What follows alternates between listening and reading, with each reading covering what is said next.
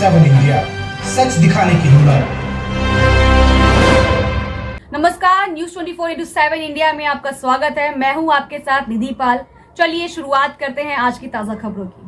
भारत में सनातन धर्म में विभिन्न धार्मिक क्रियाकलापों में विज्ञान का अद्भुत समन्वय है। आज अक्षय तृतीया के पावन दिवस के उपलक्ष्य में सेवानिवृत्त ज्योतिष आचार्य प्राध्यापक शासकीय महारानी लक्ष्मीबाई कला एवं वाणिज्य महाविद्यालय के प्राध्यापक डॉक्टर अनिल वाजपेयी जी के मुख्य आतिथ्य में सेवार्थ जन कल्याण समिति के द्वारा फक्कड़ बाबा बड़ा गांव मुरार पर संचालित पाठशाला पर एक कार्यक्रम का आयोजन हुआ। भारत विकास परिषद की शाखा वीर सावरकर ने बच्चों को शैक्षिक सामग्री वितरित की, जिसमें अपने प्रेरक उद्बोधन में डॉक्टर वाजपेयी ने अक्षय तृतीया के सांस्कृतिक और धार्मिक महत्व को प्रतिपादित किया है। डॉक्टर वाजपेयी ने कहा कि हमारी संस्कृति में ऐसे दिवस बहुत कम आते हैं जिनमें किया गया दान असीमित फलदायी होता है। श्री वाजपेयी ने अक्षय शब्द की व्याख्या करते हुए बताया कि ऐसा पुण्य जिसका फल कभी क्षय नहीं होता है, इसलिए इस दिन को अक्षय कहा जाता है। भारत विकास परिषद के पदाधिकारी डॉक्टर संजय गुप्ता, प्राध्यापक शासकीय महारानी लक्ष्मीबाई महाविद्यालय ने कहा कि समाज में असमर्थ लोगों का यह दायित्व है कि वे असहाय और वंचित वर्ग के बच्चों को शिक्षा की धारा के माध्यम से इस राष्ट्र का स्वावलंबी और चरित्रवान नागरिक बनाने में अपनी भूमिका का निर्वहन करें। अतिथियों ने संवेद स्तर पर यह उल्लेखनीय किया कि धर्म सर्वोपरि है। समाज के प्रति भी हमारे कुछ दायित्व होते हैं। अपने परिवार के अलावा समाज और राष्ट्र के प्रति के कर्तव्य के निर्वहन के लिए शिक्षा एक सर्वोत्तम साधन है। उल्लेखनीय है कि श्री राम सुदेश राठौर सेवानिवृत्त सूबेदार भारतीय थल सेना अपने शासकीय दायित्वों के अतिरिक्त श्री राजेंद्र सिंह जी यादव के साथ मिलकर यहाँ प्रवासी मजदूरों के परिवार से बच्चों को शिक्षा की धारा में समाविष्ट करने के लिए निरंतर प्रयास कर रहे हैं। सेवार्थ जन कल्याण समिति के सभी भारतीय लोक उत्सव की शैक्षणिक गतिविधियों से संबंधित कर बच्चों में सांस्कृतिक और ऐतिहासिक तथा शिक्षणोत्तर विकास करने के लिए प्रयासरत है। पत्रकार तथा समाज के विभिन्न घटकों से आए हुए सभी प्रबुद्ध जनों के प्रति हम आभार व्यक्त करते हैं। आशान्वित है कि आप भविष्य में भी इस प्रकार अपने स्नेह से समिति को अभिसिंचित करते रहेंगे। इस अवसर पर सेवार्थ जन कल्याण समिति के अध्यक्ष ओपी दीक्षित, प्रोफेसर प्रदीप गुप्ता, समाजसेवी प्रदीप तरसोलिया, डॉक्टर मनोज गुर्जर, पवन दीक्षित, मनोज पांडे, बड़ी संख्या में बच्चों के पालक, समाजसेवी एवं वरिष्ठ कर सलाहकार प्रमोद गुप्ता जी भी उपस्थित थे। ग्वालियर से दिनेश तांत्रिक की रिपोर्ट देखिए। तो इनकी पाठशाला नियमित चलती रहती है। Thank you. एक 2 मिनट और लेंगे। बच्चों के सांस्कृतिक, शारीरिक और ऐतिहासिक विकास के लिए ग्वालियर चंबल संभाग में जो पुरातात्विक धरोहर है, ग्वालियर किला, लक्ष्मीबाई की समाधि, यहाँ के बच्चे करीब 5 या 6 बार प्रदेश सरकार के द्वारा, समाज सेवियों के द्वारा वाहन उपलब्ध कराया गया, भोजन की व्यवस्था निःशुल्क जा चुके हैं। किले पर और लक्ष्मीबाई की समाधि पर 2-3 बार इनके 5 बार 3 बार नहीं 5 बार कॉम्पिटिशन, जैसे 18 जून उस दिवस इनका कॉम्पिटिशन 2-3 घंटे कार्यक्रम चलता है। किले पर तो जाकर के इनके 2-2, 3-3 घंटे के कार्यक्रम होते हैं। वहाँ कॉम्पिटिशन के करते उससे नहीं, प्रश्नोत्तरी घूमते तो हैं ही, भोजन होता है गुरुद्वारे में, पर 2 घंटे अलग से इनका क्लास। तो जो सांस्कृतिक विरासत है, ऐतिहासिक विरासत है, उससे परिचित कराने के लिए और खेलकूद गतिविधियों के मामले में हमारी जो 12 पाठशालाएं हैं, उसकी 6 टीमें हम लोगों ने बनाई थी। भाई साहब गुर्जर साहब, उन 6 टीमों के इंटर टूर्नामेंट अभी LNIP में करेंगे। कुलपति LNIP और वहाँ के रजिस्ट्रार और बाहर के लोग हमारे गेस्ट थे। इन बच्चों को उन्होंने सामान भी दिया और ये शानदार टूर्नामेंट हुआ। ये बच्चे बैठे एक बार जोरदार तालियां बच्चों के लिए। और इन बच्चों की तैयारी प्रताप जी ने ही कराई। ये खड़े दिव्यांग साथी, ये देखने में अक्षम है परंतु सक्षम। प्रताप जी के लिए एक बार तालियां। तो आप सभी की दुआएं चाहिए और राठौर साहब ने हीरा खोजा है, इसलिए सबके लिए भी एक बार जोरदार तालियां।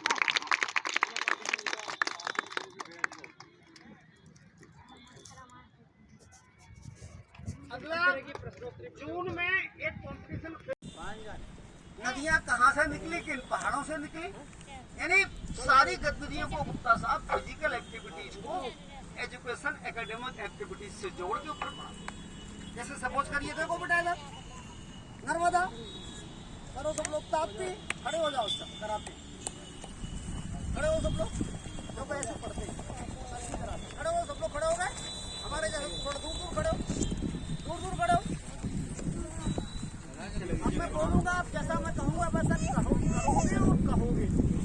नर्मदा, ताप्ती, सोन, क्षिप्रा, चंबल, पार्वती, पहुँच, साप, कर्मा, सीवन सीवन कुंवारी कुंवारी बैसली बैसली पेन्नार पेन्नार तुंगभद्रा तुंगभद्रा गोदावरी गोदावरी कृष्णा कृष्णा कावेरी कावेरी गंगा गंगा यमुना यमुना सरस्वती सरस्वती गोमती गोमती सरयू सरयू सिंधु सिंधु चिनाव रावी रावी झेलम झेलम सतलज सतलज व्यास व्यास। भारत माता की भारत माता की भारत माता की भारत माता की असर तो इनके सिपाहियों पर भी होता है, तो उतना ही असर मेरे ऊपर है। और मेरा एक पर डे का संकल्प है कि कम से कम 1.5 से 2 घंटे में कहीं कुछ न कुछ अच्छा करूं, क्योंकि जब मैं अपने लिए 24 घंटे जीना है, हर कोई अपने लिए जीता है ज़्यादातर, लेकिन बहुत कम लोग होते हैं जो ये सोचते हैं कि इस 24 घंटे में 1-2 घंटे किसी और लोगों के लिए निकालूं।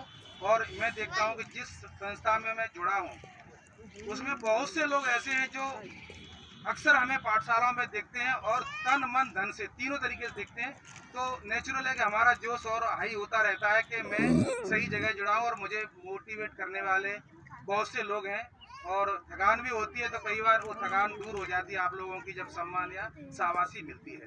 तो आप लोग बहुत दूर से आए ऐसी गर्मी में भी, जबकि मैं ये पाठशाला लगाता हूँ शाम को 5:30 बजे, यहाँ काफ़ी धूप रहती है, तो कोशिश ये करता हूँ कि 5:30-6 के आसपास धूप में जरा सी धूप रहती है, लेकिन बच्चे फिर भी यहाँ आ जाते हैं। और मैं अपना पूरा, मेरे 2 बच्चे सहयोगी हैं जो बंगाली कॉलोनी से आते हैं, विक्की और जतिन, ये हमारे ऐसे खड़े हो जाए, इन दोनों के लिए तालियां बजाएं।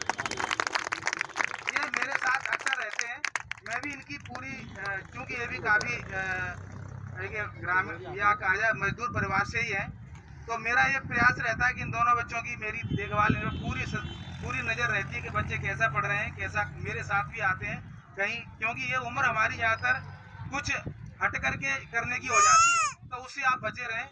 बंगाली कॉलोनी के बच्चे और ये लाल्टपारा के बच्चे लगातार हमारे संपर्क में रहते हैं, कई प्रोग्रामों में भी जाते हैं। और सबसे बड़ी बात यही है कि ये बच्चे हमारी बात को बहुत गौर से सुनते हैं, और बाहर से लोग जो आते हैं, जो लोग और जो कुछ बोल के जाते हैं, इसका बहुत बड़ा असर पड़ता है, क्योंकि हम तो रोज ही बोलते हैं, इतना असर हमारे बोलने का नहीं पड़ता। इससे 10 गुना की असर जो बाहर से जो लोग आते हैं वो बता के जाते हैं, बच्चा उसको ज़्यादा सुनता है। क्योंकि स्कूल में भी जो बाहर से लोग आते हैं और कोई कुछ बोल के जाता है तो टीचर से तो रोज़ सुनते हैं, लेकिन उसका असर ज़्यादा होता है। तो मैं आशा करता हूँ कि आप समय समय पर हमारा उत्साहवर्धन करते रहें, हमारे बच्चों को मार्गदर्शन करते रहें। धन्यवाद बहुत बहुत। और प्रताप ये हमारे सहयोगी हैं, प्रताप ये दिव्यांग है, लाल्टपारा में इनकी एक पाठशाला नियमित चलती है, क्योंकि एक व्यक्ति एक ही पाठशाला पर जा पाता है। मैं 6-7 घंटे अपने स्कूल में समय देता हूँ, दूसरी पाठशाला में कम जा पाता हूँ, लेकिन यहाँ की पाठशाला में नियमित चलाता हूँ। और लाल्टपारा की पाठशाला जब भी मैं फोन करता हूँ कि पाठशाला चल रही है, तब कहते हैं हाँ पाठशाला अभी लगी हुई है। और मैं अक्सर देखता हूँ कि बहुत मेहनत रहती, कई कंपटीशन हुए हैं, लाल्टपारा की पाठशाला फर्स्ट आई है, वहाँ पर क्रिकेट में भी फर्स्ट आई, LNIP में जो थे मास्टर मिडिल स्कूल में, उनके परिजन और प्रख्यात ज्योतिषाचार्य अपने विषय के विद्वान प्रोफेसर सेवानिवृत्त महेश वाजपेयी साहब महारानी लक्ष्मीबाई कला एवं वाणिज्य संकाय से सेवानिवृत्त है, महाविद्यालय से। आदरणीय वाजपेयी साहब, बच्चों का आशीर्वाद है। आदरणीय वाजपेयी, इस पुनीत कार्य में लगी हुई पूरी टीम बहुत सारा काम, परिवर्तन और व्यवस्था बच्चों के लिए उन्होंने की है, उसके लिए निश्चित तौर पर वो धन्यवाद की पात्र है। अपन सीधी बात कर लें बच्चों से कि एक छोटी सी, आपके सामने छोटी सी वीडियो की फोटो, छोटा सा पार्ट। एक माँ अपने छोटे बच्चे को लेके चली जा रही थी, पिता था नहीं, तय ये किया कि इस बच्चे को केवल उसको गोद दूंगी, उस आदमी को गोद दूंगी जो इसको पढ़ाई लिखाई करा दे। केवल इतनी सी डिमांड कि जो इस बच्चे को पढ़ाई करा देगा मैं उसको गोद दे दूंगी, माँ का ममत्व छोड़ दूंगी। और ये सोच के, ये विचार करके वो बहुत टाइम तक परेशान रही। एक गांव वाले ने उसके बच्चे, मेरे बच्चे नहीं है, आप मेरे को अपना बच्चा गोद दे दो। उसने कहा शर्त ये है आपको लिखित में देना पड़ेगा, आप पढ़ाई कराओगे। इसको आप पढ़ाई कराओगे। इसने तय कर लिया कि मैं तुम्हें पढ़ाई कराऊंगा और बच्चा ले लिया। धीरे धीरे पढ़ाई होती होती कॉलेज तक गई, और कॉलेज में बच्चे का दाखिला जब फॉरेन में होता है तो बहुत महंगा होता है, बहुत पैसे लगते हैं। पैसे उसने दिया, एक खेत बेचा, एक खेत का टुकड़ा बेचा, और एक खेत का टुकड़ा बेच के उसने पढ़ाई कराई। एक दुर्भाग्य की बात थी कि वो उसमें वो बच्चा फेल हो गया। यहाँ पे आपको बिठाल के, यहाँ तुम लोगों को बिठाल के कोई विद्वान और कलेक्टर बनाने की कोई कल्पना नहीं कर, परंतु अपने ज्ञान के हिसाब से जिस दिन आप जागरूक हो गए, जिस व्यवस्था से, जिस धर्म से ये लोग जुड़े हुए हैं, वो है गायत्री। गायत्री मीन्स चेतना, चेतना मीन्स विद्या, विद्या मीन्स प्रेरणा। आप में एक प्रेरणा पैदा कर पाए कि टाइम पे अपन स्कूल आ गए, टाइम पे जो बताया उसको थोड़ा थोड़ा सा पढ़ा, नहीं समझ में आया पूछा। अब हुआ क्या कि ये बच्चा फेल हो गया। लड़के ने ये सोचा यदि मैं फेल हुआ और पिताजी रोज एक जमीन का टुकड़ा बेचते रहे तो ये भूखे मरेंगे सब।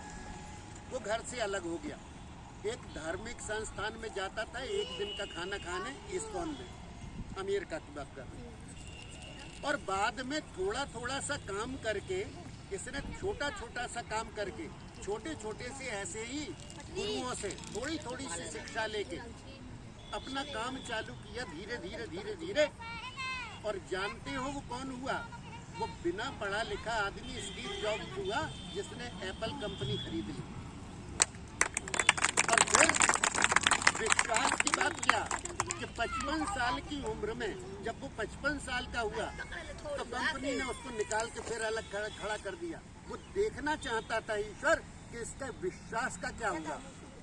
उसने फिर अपना लैब डाला, फिर काम चालू कर दिया, फिर एप्पल को औंधे मुंह गिरा दिया, फिर एप्पल को इसको लेना पड़ा। ध्यान रखना, जीवन में एक दिन परमात्मा भी आपके सामने झुकेगा। अपनी मेहनत, अपनी ईमानदारी, अपनी लगन को सबसे बड़ा मानकर। सर, आपका आज आगमन हुआ है यहाँ पर, बच्चों को आपने क्या संदेश दिया? आज अक्षय तृतीया और परशुराम जयंती है, दोनों आज त्योहार भी है, इसके बारे में जी। एक विद्या का स्वरूप है चेतना का आवंटन, और राम और परशुराम में केवल इतना सा अंतर है, जब परशुराम की शक्ति को मर्यादा, सत्य, अहिंसा और अक्रोध की स्थिति प्राप्त होती है, तब राम बन पाते हैं। तो निश्चित तौर पे एक बहुत अच्छी शुरुआत यहाँ से चालू हुई कि अपन ज्ञान के किसी बहुत बड़े उपक्रम से जुड़ने का प्रयत्न कर रहे हैं। और यहाँ पे पहले से काम करने वाले दीक्षित जी और बहुत सारे लोग, भाई लोग ऐसे हैं जो बहुत पूर्व से काम कर रहे हैं, और यहाँ से कोई चेतना जरूर उठेगी, ऐसा मेरा विश्वास है। क्योंकि यहीं से, इन्हीं में से जिस समय वो ज्ञान का वो एक बिंदु किसी के दिमाग में जम जाता है, तो निश्चित तौर पे वो प्रेरणाएं कब ज्वाला बन जाती हैं उसको कोई रोक नहीं सकता। और निश्चित तौर पे ये वाला प्रयास मतलब भारत को एक नई दिशा देगा। और ये वाला सिस्टम जो चालू किया है कि छोटे छोटे जगहों पे अपन उनकी सुविधा के अनुसार, इसके साथ मैं और ये चाहूँगा कि अपन इनके माँ बाप को और इससे जोड़ने की और कोशिश करेंगे कि शायद वो इसमें सहयोगी बन पाएँ। और यदि वो सहयोगी होते हैं तो इनका परिवर्तन राष्ट्र में एक नई चेतना जरूर उपलब्ध कराएगा, इसमें कोई शक नहीं। जी सर, आज जो शिक्षण जो सामग्री वितरण की है, तो किसके द्वारा, क्या किसी ने, क्या आप सभी ने मिलके की है? किस देखिए, सामाजिक संस्थाओं ने, सभी ने अपने सहयोग से वो किया है। और दिन एक बहुत अच्छा था, भारत विकास परिषद हुई, गुप्ता जी हुए, दीक्षित जी हुए, बहुत सारे लोगों ने मिलके उसमें सहयोग किया है। और निश्चित तौर पे उनका सबका एक मोटिव, सबसे बड़ा मोटिव यही है कि वो जैसे भी हो इन बच्चों को अपने परम लक्ष्य तक पहुंचाकर और उनको एक दिशा दे सकें कि जिससे भारत का हर आदमी ये कह सके कि मालूम पड़ा वो चाहे गरीब है और चाहे वो अमीर है, चाहे वो मौलाना अब्दुल कलाम आज़ाद के घर पैदा हुआ या स्टीव जॉब्स के घर पैदा हुआ, यदि अभावहीन है तो उसे चेतना का अधिकार है और निश्चित तौर पे वो एक नई प्रेरणा, नया इतिहास रचने में कोई कसर नहीं छोड़ेगा। ये अंतिम व्यवस्था हो सकती है। जी हाँ, बच्चों को क्या क्या सिखाया गया इस पे से प्रोग्राम में? मैं डॉक्टर संजय कुमार गुप्ता, भारत विकास परिषद से हूँ और MLB कॉलेज में प्रोफेसर हूँ। मैं दीक्षित साहब से पिछले 3-4 साल से जुड़ा हुआ हूँ और उनकी विभिन्न संस्थाओं में जब भी वो हमें बुलाते हैं हम उनके साथ जाते हैं। उनकी जो आवश्यकता होती है बच्चों के लिए, कभी टाट पट्टी तो कभी पुस्तक, कभी कपड़े, अन्य सामग्री, स्वेटर इत्यादि उनको देते हैं ताकि बच्चों को भी ये ज़रूरी है कि बच्चों को लालच भी बना रहेगा। अगर बच्चों को ये मिलता है कि हमें कुछ मिल रहा है, इसलिए बच्चे आना शुरू हो जाते हैं। कभी नाश्ते का, खाने की व्यवस्था भी करते हैं, तो ये बहुत अच्छा चल रहा है और मुझे बहुत प्रसन्नता होती है कि ऐसे एक अवसर पर मुझे कुछ सेवा करने का अवसर मिलता है। निश्चित रूप से यह एक श्रेष्ठ कार्य है। और आज जो बच्चों को यहाँ सिखाया गया, जो एक बात है कि बच्चों को न केवल शब्द ज्ञान कराते हैं, बल्कि इनको अपनी संस्कृति के बारे में, अपनी नदियों के बारे में, अपने देश की भौगोलिक बारे में और कल्चर के बारे में सिखाया जाता है। और ऐसे उन्होंने बताया कि एक्सरसाइज में हम नदियों के नाम लेकर एक्सरसाइज कराते हैं। ये अपने आप में एक नई चीज़ है, विधा है कि इससे वो एक्सरसाइज भी कर रहे हैं और नदियों के नाम भी सीख रहे हैं कि हमारे देश में नदियाँ कौन कौन सी बहती हैं। और मैंने देखा कि वहाँ नीडम पर तो ये पढ़ाया जाता है, तो जो समाचार पत्र आता है इंग्लिश न्यूज़पेपर और हिंदी न्यूज़पेपर की, जो उसकी हेडलाइंस होती हैं उनको बोर्ड पे लिखा जाता है। तो जो जानकारी हमारे स्कूल के बच्चों को नहीं होती है, नीडम में बड़ी जगह जो थोड़े बड़े बच्चे हैं उनको वो जानकारी होती है जो पूरे विश्व पटल पर जनरल नॉलेज की बात है, जो एक बड़ा कोई चमत्कार है, बड़ा आविष्कार हुआ, उसकी जानकारी इनको मिलती है और बच्चों के ज्ञान में होता है। तो निश्चित रूप से बहुत बड़ा सराहनीय काम चल रहा है। मैं आदरणीय दीक्षित जी का बहुत बहुत धन्यवाद देता हूँ कि वो हमें सेवा करने का अवसर दिया।